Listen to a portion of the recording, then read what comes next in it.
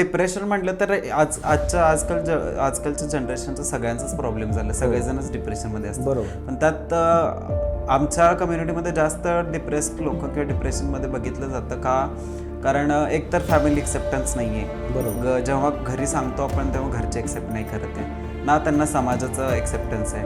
आणि फॅमिलीला एक्सेप्ट करायला पण काही प्रॉब्लेम नाही आहे, पण तिथं प्रश्नचिन्ह येतो की समाज काय म्हणेल. बरोबर. आणि आम्हाला समाजात तोंड दाखवायचं आहे, आम्हाला रोज समाजात जायचं आहे.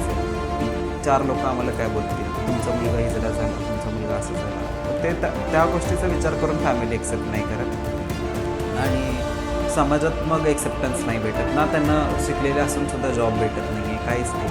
मग करणार काय, त्या गोष्टी शेवटी येतच. मग तिथं माणूस थोडंसं खचून जातो आणि ना कोणाचा आधार असतो काय असतो. त्यामुळं आमच्या कम्युनिटीमध्ये अजूनही गुरुशिष्य परंपरा आहे की तुम्हाला आता कोणीच नाही आहे, मग तुम्हाला एक योग्य मार्ग दाखवण्यासाठी किंवा चांगल्या गोष्टी शिकवून तुम्हाला व्यवस्थित